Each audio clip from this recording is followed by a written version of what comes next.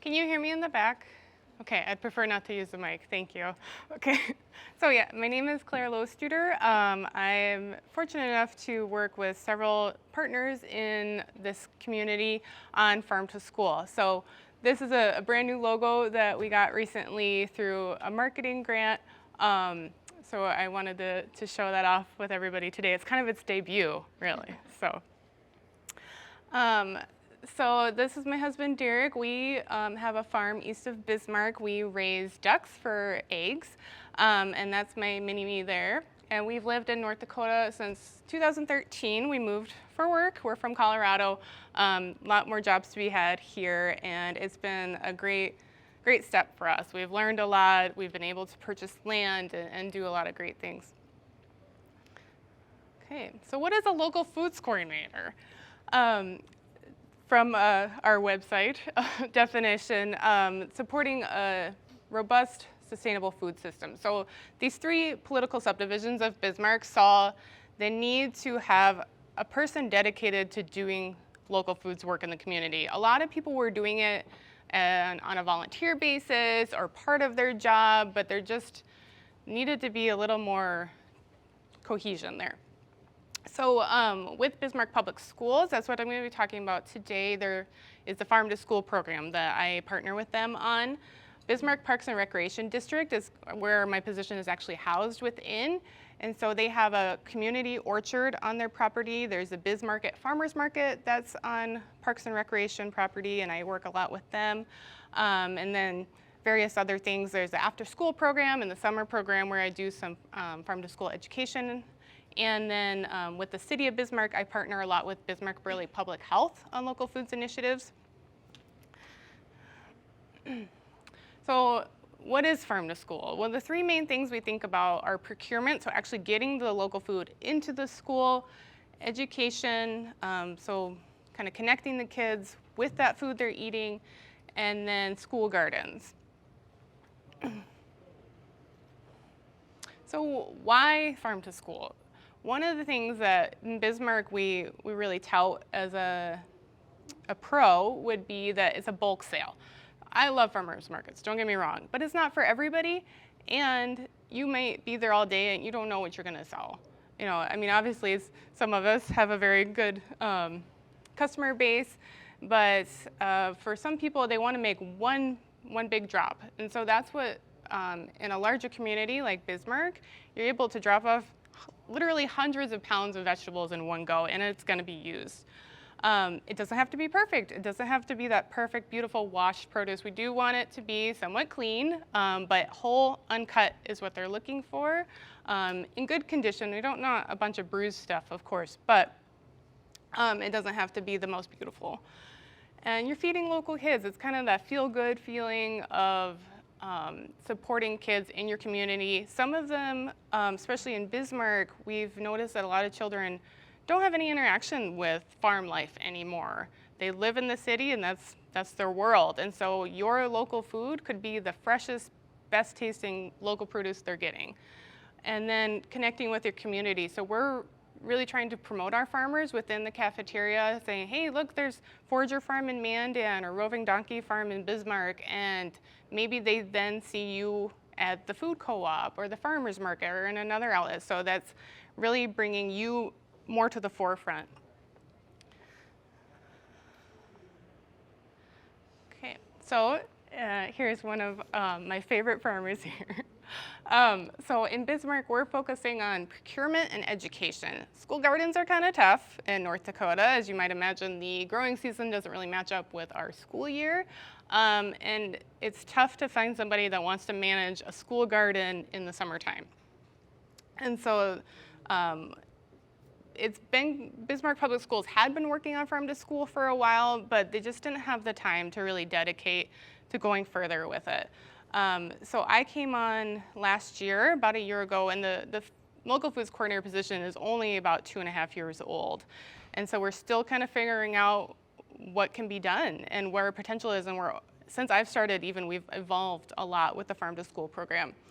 So we had one farmer selling, and then we were able to get 6 people within just a few months, really. It was really exciting. We didn't know with the drought how things were gonna go last year, but from late August to into November, we were getting fresh produce. And I think it was over 800 pounds in that time.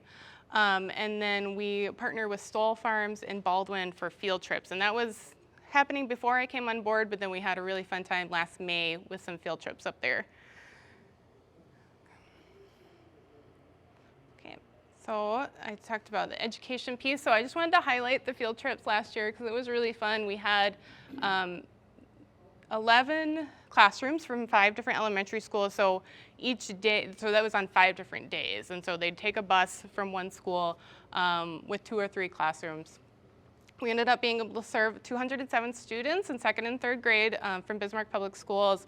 And Jared Stoll and his mother, Mary Podol, were able to set up all these fun stations for the kids. They got one of their successes where they had a lot of community partners come in. So they had NDSU Extension, they had the Soil Conservation District, they had the North Dakota Forest Service come in and do an activity.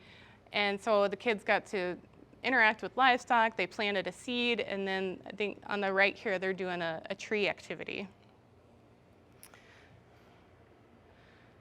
Yeah. So some of the, and then Mary's husband is a wildlife biologist, so he did a lesson on wildlife, and they got to take home some veggies. If you guys ever seen that cool blow-up soil tunnel at different conferences, so they got to go through there.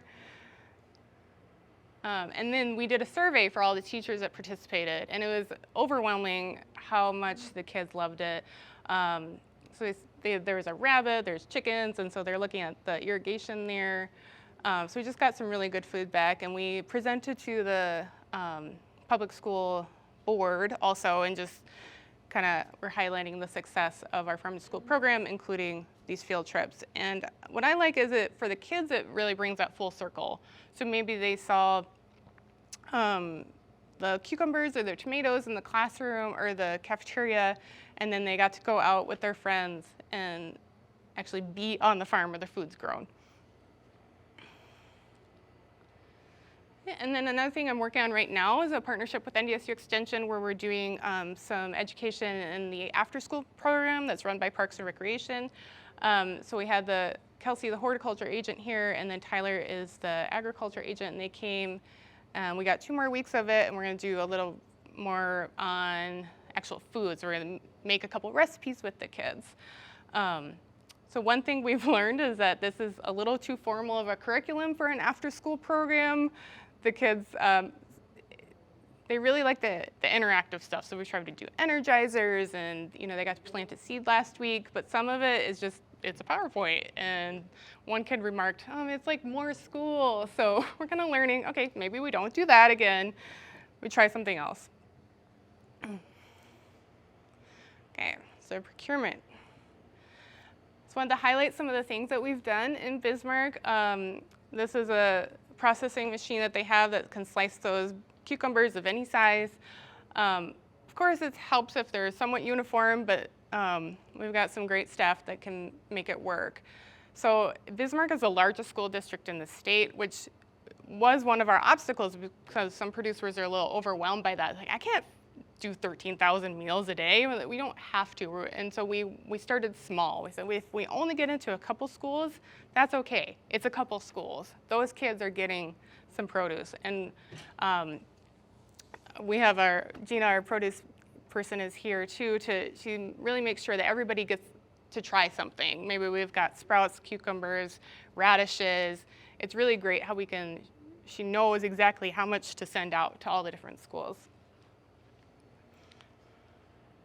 Look at these tomatoes. These kids, I was kind of jealous when I saw what these guys were getting. So we had local cherry tomatoes, we had some local slicers, and these are both from organic practicing farms, if not certified. And then I wanted to show off some of the salad bars. So Forager Farms started bringing pea shoots, and I'll talk a little bit about one of our successes is being able to try new things, being flexible. But they've gone over really well at the high schools here. And then I think this was on a taco day when they had chopped up tomatoes and onions that were local. And this is a list that Michelle had put together. Michelle Wagner is the child nutrition director with Bismarck Public Schools and one of the people I work with the most. So there's a lot of other things that are being used. And again, Bismarck being a large district, we're able to purchase a lot of different things from places. The honey is an interesting story, I think, because they were getting honey from Cisco or some big distributor, and they started trying the local honey, and they go through so much more of it. The kids really notice the difference.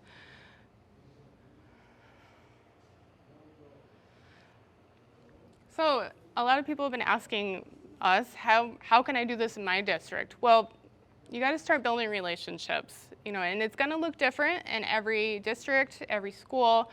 You might not have a child nutrition director, so maybe you go to the business manager, or maybe you go to the head cook or the principal or the superintendent. Find somebody. Danielle mentioned your champion. You got to find your champion. And if you've got a really tiny district, that might be you. But if you can have two people working together at the very least, then I think you're going to be successful. So I assist Michelle, the child nutrition director, on, we set up those meetings. We had 4 face-to-face meetings with producers. They could come in. We did kind of a similar presentation, and then they were able to ask questions and say, we had a couple of people, you could just see the change on their face, like, oh, I could do that. That's not so bad.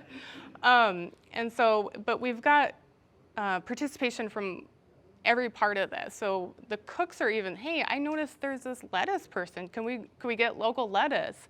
And then farmers approaching us. And now, I know people through Bismarck, so I bug them all the time, hey, you guys should sell farm to school. And then flexibility in trying new things. When Forager Farm approached us about selling pea shoots, Michelle called me, what do you think about this? I'm like, I don't know, because I've heard, from a food safety standpoint, but there's microgreens versus sprouts. And so the microgreens are safe. They sell them at the Bismarck Food Co-op, so we're really confident in that it's a safe product for the kids, and they love them. We've had shredded beets, just trying things differently, because in Bismarck, because it's so big, we're not able to do a lot of scratch cooking, so a lot of what we're talking about is going on the salad bar. But there's a salad bar at every school every day. And so there's a lot of room for producers to bring in some fresh produce.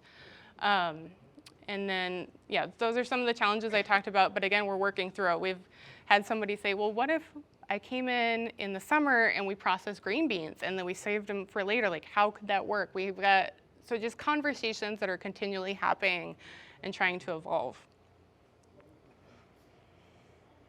So, if any of this sounds good to you, there's some great resources that Department of Ag has put out. Christine's been working really hard on Farm to School as well from a statewide perspective. So I talked about Bismarck because that's what I know. That's where I work.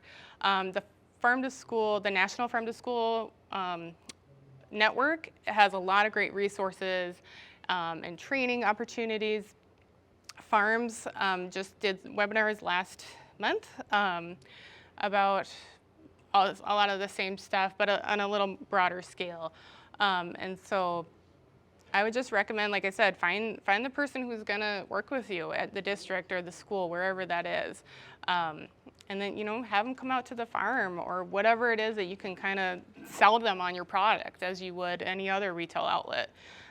We've got people who are scaling up their enterprises to sell to farm to school, because now that we had those meetings in the fall and the early winter, so we could have people buy their seeds with the intention of selling to farm to school. And so I think we've got 4 people who filled out an information sheet saying, yeah, I'm going to bring you melons, I'm going to bring you cucumbers. And there's no contract, at least in Bismarck anymore. We're just having kind of a informal agreement, so we can plan ahead. And so we're working too on purchasing orders. So sending out a couple weeks ahead of time before the menu is served, sending something out to the farmer saying, hey, we've got, I need 200 pounds of cucumbers next week, and sending out kind of like an order form to the farmers. So we're trying to plan ahead, making it more smooth for everybody. Okay, so again, this is Bismarck Public Schools, but I have a colleague here from Department of Public Instruction, Rhonda Amundsen, is going to talk about some statewide efforts. If you want to come up now, please. And we'll have time for questions at the end, I think.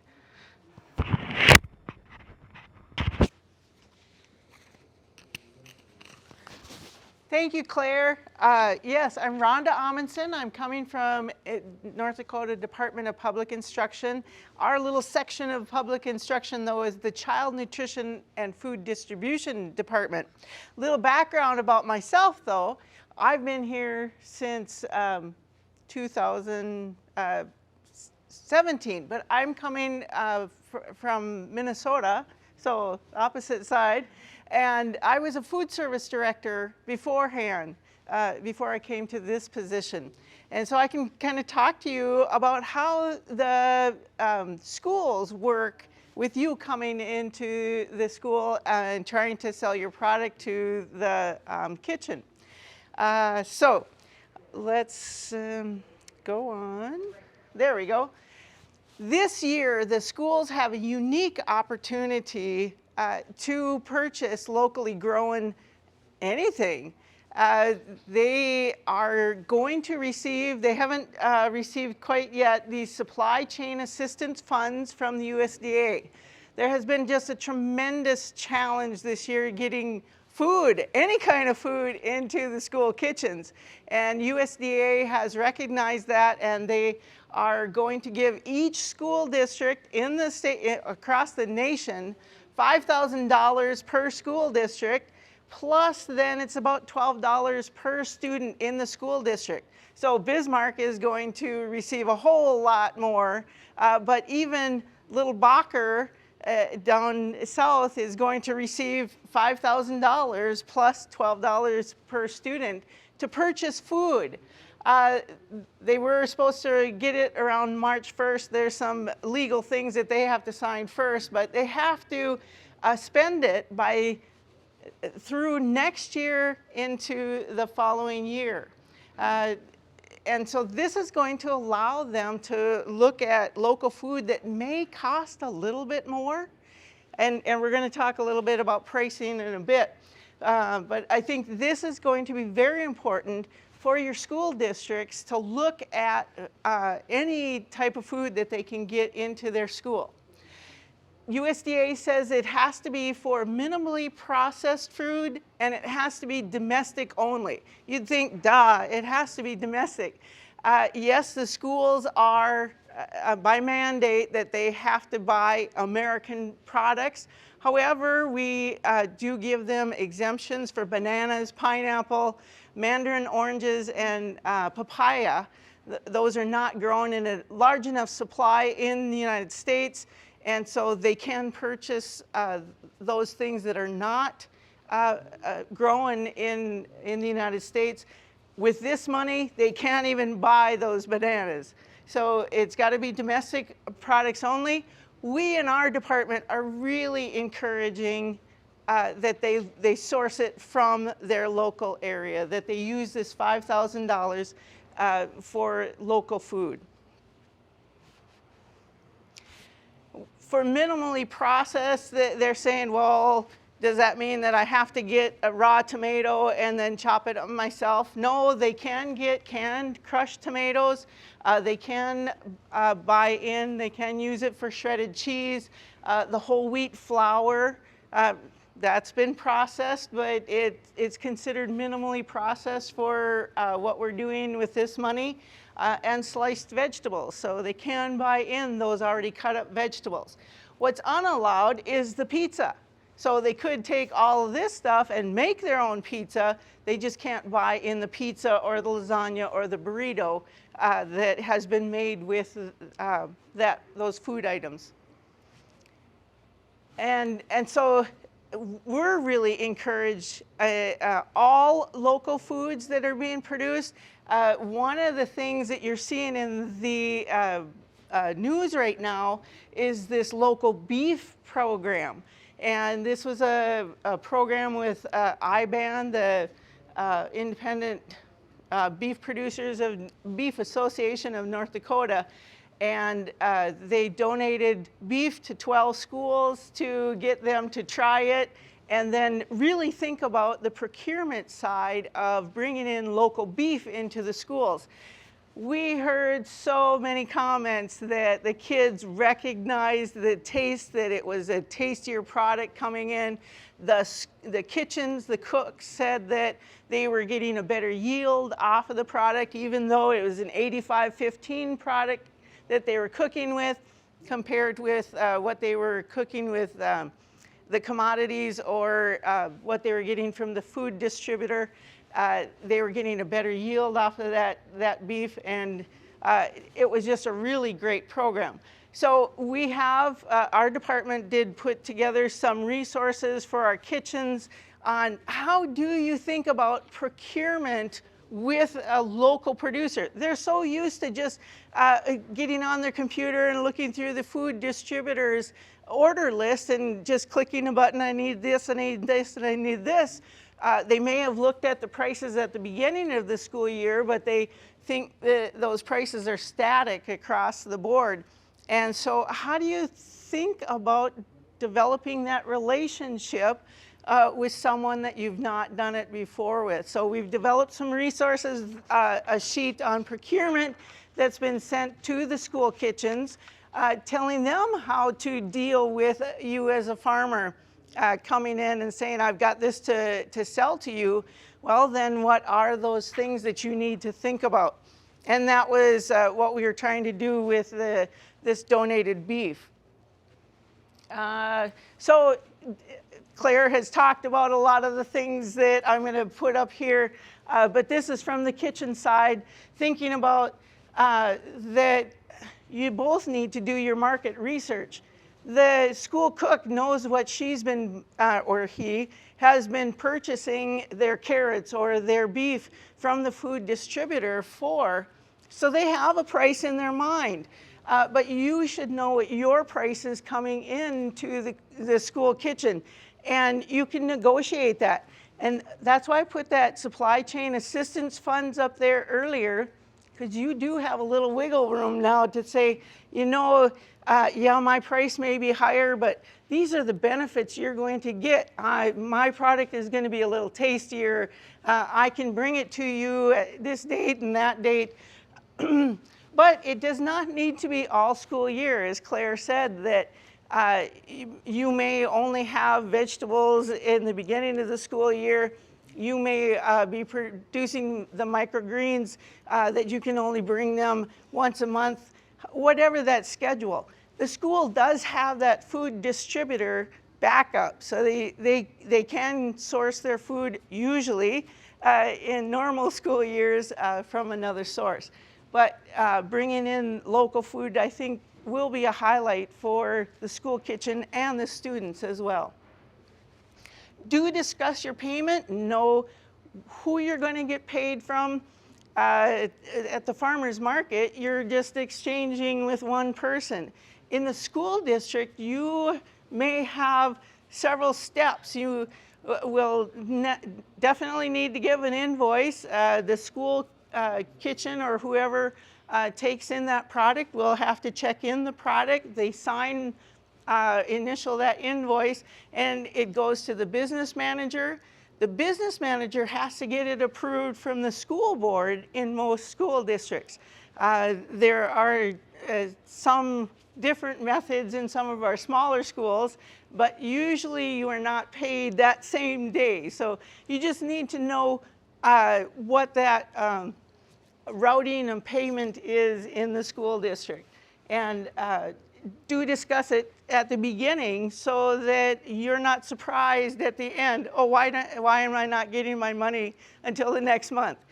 So you need to know that. Quality counts. It can be usable seconds or Bs, but we do want it to come in clean for food safety reasons and for labor situations.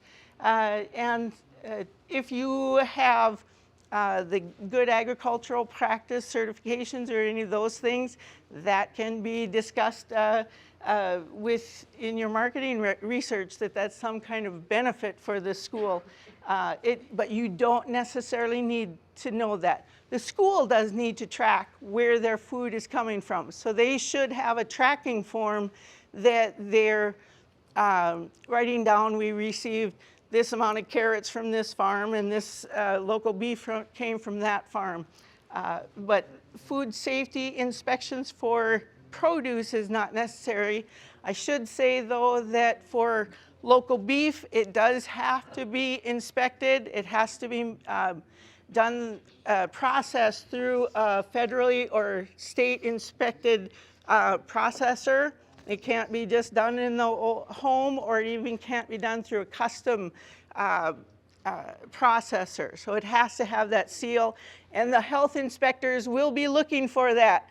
I keep track of the health inspections from the school districts, and every once in a while the health inspector will find some deer meat in the cooler or in the freezer, and usually it's just that the janitor has come and put his deer to keep it cold.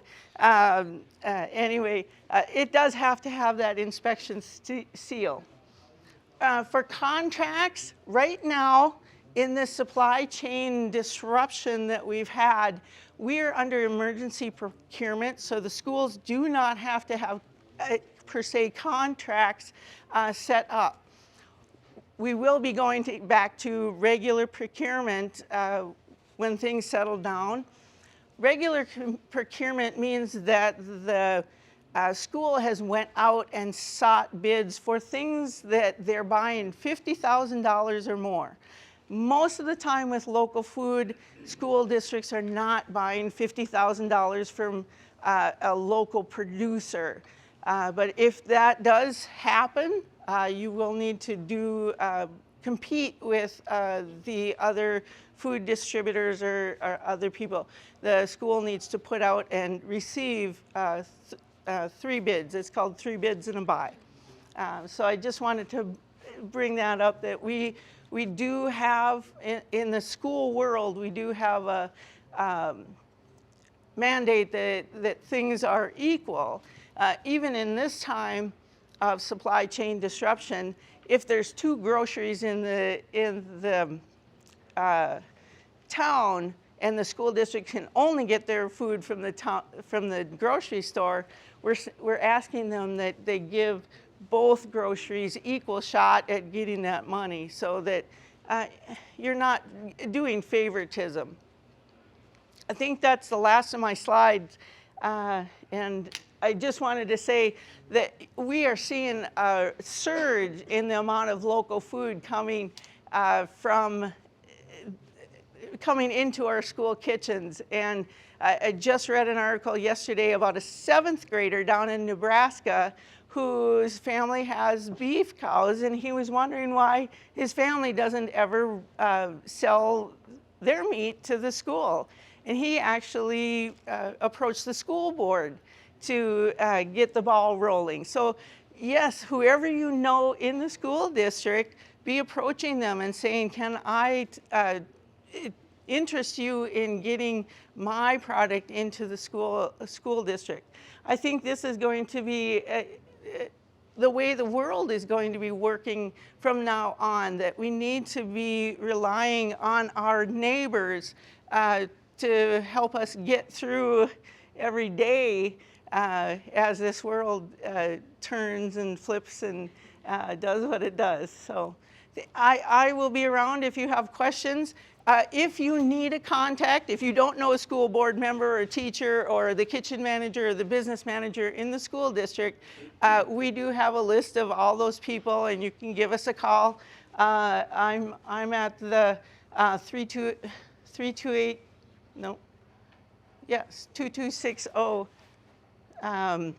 That's our secretary. But anyway, give us a call and we can get you that contact name. Yes? I just wanted to know if you could clarify something for me now. You say the schools and districts are all going to get that fixed amount. They're going to get, each school district, it won't be, each school in Bismarck won't get $5,000, but Bismarck itself will get $5,000 plus $12 per student enrolled, and I think that number will be on October 1st of this past year. Yes. Obviously, the school district in Bismarck is a lot bigger than most of the school districts we have around the state. Yes. But they all get the same fixed amount plus students added on. They get the same 5,000 plus. Yep. per- Yep. So that's like a real boost to a small school district. Real boost, yes. And you can, I keep bringing Bacher up, but Bacher will get $5,000 plus the $12 per number that they have. And that's going to double her amount that she spends on food in her school district, yes. So now, say that school district, a small one like that, gets that 5,000 plus some additional amount per pupil, what if they don't use all that money? They've got until September 2023 to use it. And I have a coworker who's figured out that if they just put it down on the milk that they're buying, they could use it up, even Bacher could use it up on the milk that they purchase. And we consider milk being a local food. I understand that Yep. their opportunity to spend it is probably great, but what if they don't? That's the question. I really think they will, because it just has to be domestic product. It doesn't have to be local. We're encouraging the local. So, You answer my question. You think Okay. they will, but my question is, each school district's gonna take this and do what they want with it. no. Some school districts Sure. may do it in a hurry. Some school Yeah. districts may just put it over in the corner and put it in their pocket. I think I got it. Okay. And they are supposed to be tracking. They're supposed to be writing down exactly. They've got 5,000 plus this $12. Starting balance. I paid for this on this date. I paid for this date. And then we're responsible, our department are responsible when we go out to do their reviews to look at their list to make sure that they have spent it on what they're supposed to be spending it. So there will be tracking and reporting on the money and its use. And if they don't, And if they don't, then they need to return it. Same with our office. We have had a couple school districts that have said, no, we don't want it. We're not hurting. The reimbursement in our emergency programs right now have been very high. And school districts are also mandated with their food service account to maintain a 3-month operating balance. They're not supposed to go above 3 months in the savings account. And so those schools that are above that 3-month operating balance in their reserves most of them have been sending it back. And so then we have to redistribute that money out to Minokan and Sterling and all the other school districts. it's a fixed amount that would account for 5,000 plus pupil enrollment for the districts. And if they don't use it, you're gonna distribute more to those other ones that are using it? Yes, and we have that opportunity then in this coming September. We'll be reallocating any money that hasn't been taken by the school districts. By that September 23rd, if they haven't, then it goes back to the federal government. It'll go back into the coffers. You have the opportunity to use that additional fund that maybe got left over. You gotta give it back to the federal government. Yes, yep, that's what it says in the paper. That's your job, figure all that out? I'm sorry? That's your job to keep track of all that? I'm not the one managing that program. I got other programs that I'm managing that, yes, there's a lot of paperwork, but yes, there is a gal that's watching that. She's making sure that all the legal papers are in place before the payment is made right now. We have another So, question.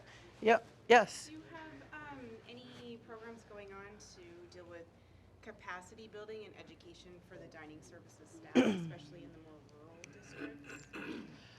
The question is, do we have any training available to help schools use the local food, to get it cut up, I'm assuming, in Bismarck, they're not using freshly ground beef. It's already cooked when it comes in, I believe. Secondaries do. Secondaries are, okay. So yes, we do have training for schools to build their capacity, to gain the skills.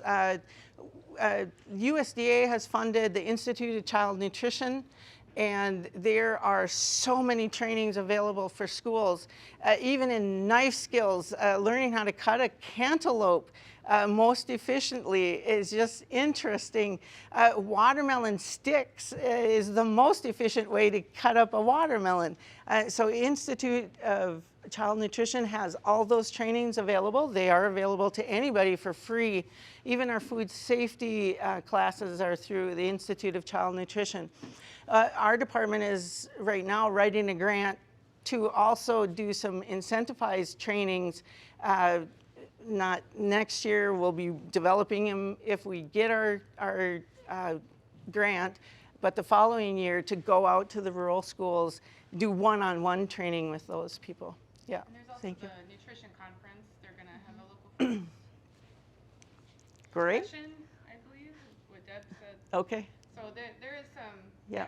more and more getting the cooks on board. yep. Another question? As a lot of these are coming up, and then there's been a little bit of correction I've had to play around it too in the beginning. Are we looking, is it in the interest of the public institution or within the individual districts of looking at how can we cut down some of those discussions and contracts of beads come in without leaves but can't have cut tops, and we can just be done, and we know that that's what just has to happen when beads come in, versus having to say, well, I don't want them coming with the lead in every, not only every district, unless the cooks want that or the other, just knowing we already have these things figured out. We know, okay, if you want me to have cut tops, okay, that's going to add the cost. Yeah. We don't have to sit there and figure out what does each item need. Is that in the interest of either side to kind of lay out, like, at least a requirement is this, if the kitchens want more or less, you know, letting them figure out just to kind of cut down some of that. Every single farmer that comes in having to figure out what is it, if you're going to take it, what do you need to have happen with it on there? That would be a great idea. As you say, every district is, we have no control over any of their rules other than that they serve a certain amount of fruit, vegetable, meat, grain, and the milk. So yeah, we could develop a list like that, but I'm just thinking, like, if it is with, okay, Bismarck, in this case, becomes kind of the kind of beginning of like, here's what works, here's what's been happening to get that to work. Does that become there? Versus, at least in some form, that cuts down the individual producer conversation on that, because, you know, the district wanted to do with each producer coming in. Have they could just say, here, not even a contract, just, if you want to bring it, here's what we need. Yeah. It to be, That could be like just a best practices for school districts, saying if they're gonna be interested in local foods, have a really good idea of size, variety, prep, you know, what they want or what they don't want. Like, it could be something on the district to say, these are the questions that farmers are gonna be wanting to know the answers to. Jan is saying that we could develop a best practices sheet. When you're thinking about size and variety, there's 100, well, there's not 100, there's 100 tomato varieties out there, more than that. For a school district, it would be more of like size, like we don't want cherries or we only want cherry sizes, or, you know, like those sorts of things where it could answer maybe some of those questions. And I think those, or on like lettuces, like we want salad mixes because everything already comes in the bag, so we don't want romaine heads or something to that. You know, they may say romaine, but they've probably only ever gotten it in a bag chopped up already. You know, so it's just something that helps cut. And Unless you're a certified kitchen, we can't take cut greens, so that's why we have to prepare them in the Right. schools. Yeah. Yeah, so again, so if we So just we'd upfront just have that already. Right. Yeah. We could put together training, I think, for school districts that they need to put that list together because there's pea shoots. I mean, how do you develop that for all 200 districts across North Dakota? Every one of them says they have different tastes. They have different kid likes and dislikes. It's nice to get that interesting stuff out for them, but each one of them has different labor capacities. But yeah, we could do a training on how to put together that list of things. When they order from Cisco, everyone's getting it the same. That's right, yeah. But like from our standpoint, like we like having those conversations with you, you know. But yeah, as we grow, it definitely needs to be a little more streamlined Yes, you said that money that's coming from USDA has to be spent on domestic products. Yep. That doesn't mean that the school district is gonna buy from Danielle or myself. They could be getting it from Oxnard or Yuma or Right. someplace else as long as it's in the United States, correct? Correct, yes. But we are really encouraging, and that's why I'm saying, if you make that contact with schools, Understood, but Yeah. we're still competing against Yes. that, correct? you are, but that money does allow them to think outside the box. Well, I hope so. Yes, and the sooner you get into the school kitchens to say, I have this available. But I've done that and had some Oh. issues with that, so I mean, if you Okay. wanna talk afterward, we can, but, Sure. yeah, there's, Yeah, it is tough when they're cooking and they're cleaning and they're trying to serve these kids the best they can. And clicking an order button on a computer is easy.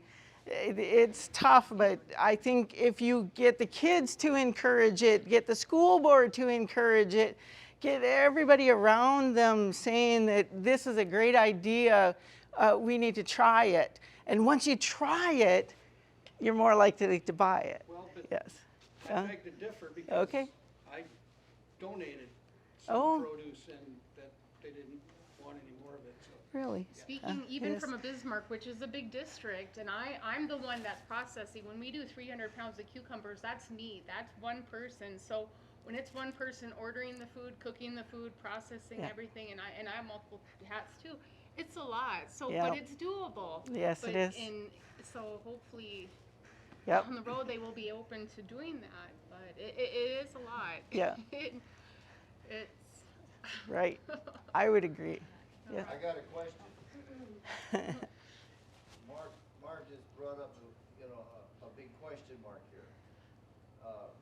So, we've already identified the fact that if you're gonna deal with Bismarck schools in a huge district, it's way different than the wing school where we know the cook, we know the superintendent for a first name basis, maybe Yeah. even work in the school ourselves. And it sounds a lot like going to your local grocery store and trying to convince the produce manager that you got something that's good, and it's his personality or her personality that says, I don't deal with you guys because I've had problems in the past, it's a bucket of worms. I just go to the warehouse and they have it here when I want it, the way Right. I want it, the way we've always done it. And you almost have to have a personal relationship with the produce manager Yeah. before that ever works. And sometimes you do, and most of the time it's more trouble for them than they don't want you to deal with. Yep. And it's almost like it sounds like almost the same thing. I've got to convince some school, maybe a individual school board member, superintendent of the school or a principal or whatever, and cook. And Yep. if we're competing with the same guy that's shipping it from, on the truck from a big wholesaler, Absolutely. and he qualifies as being domestic, that doesn't really give me anything new. You know, We then have to come together and be our own. Yeah. Instead of having, again, kind of to their point, instead of us having to be the one-on-one in that situation as a state, if we want, regardless of where the money comes from, if we wanted to stay here and stay here with the producers, then we almost not gang up, but in a way would have to be as large in terms of the opportunity, whether it's wing, ball, or, wherever, of where that is, and so that there is a big enough force here versus just John Smith down Highway 15 or whatever, that Right. can do that. Yeah. The way you presented that, it sounded like it had to come real local. Now you're sounding like, it can just come to any place in the country. That's how it is that it's anything domestic. Our office is strongly encouraging, and we have sent out messages. We put together fact sheets. We are doing a training in June for school kitchen managers to learn how to work with farmers, the health inspector, bringing those type of things in. So we are doing some of that, but it also has to come from you guys. The school kitchens don't know what's out there. They they haven't been approached in a long time, so they don't know what's They do, available. because they come to the farmer's market and they see what we Oh. have available. Okay, And they do know what we have, at least to some extent. But they're still skeptical. And I want to say congratulations to Bismarck Public Schools for doing what you're Absolutely. doing, because that's Yeah. incredible. But some of us are fighting like the Dickens to just get our foot in the door. yeah, yeah, You know? I think there's a lot of unknowns right. in the kitchen as to what they can do, what the government will let them do. So if Right. they're educated on what they can do and what they can bring in, they're Yep. gonna be a little more open. We're at time here. We're Okay. at time, you guys. I'm sorry, I don't mean to cut anybody off, but we are over our time, and I don't want to dig too far into it and Jan miss out on giving her full presentation. She's like, I don't care. I like this stuff too. But still, so afterwards, Rhonda's gonna be here for a little while. If you have any comments or additional questions, definitely like pull her aside after this. Claire too. The only other thing I'd like to just say about Farm to School is when I came on board, the Farm to School program was always there, but there wasn't a lot of work done around it. And in these last few years, from the federal side, from the state, and from the local side, and the small organization side, there's become a more increasing push for Farm to School. And I think all of us, whether that be farms or Claire or us at the state, are all on board with it. We've all been trying to like educate producers and educate schools. So we're hoping that in the next year or 2 years, we're gonna hear less stories like what you're talking about, Marvin. So just keep fighting and don't give up. It is an issue with like an educational side for the school districts, knowing what they can purchase, knowing what they can't. It's an educational side on the producer's end too, because you guys aren't really aware all the time what you can and can't do. So that's, we're all fighting. So when you see webinars out there, like Farms has another upcoming webinar, we're gonna have information. I'm always happy to take phone calls on any questions anybody has. So call us, attend the webinars, check it out. We all are promoting this stuff on social media and trying to just get the word out. So anyway, that's all I have to say. We'll have Jan come up here now and do her SNAP benefit presentation.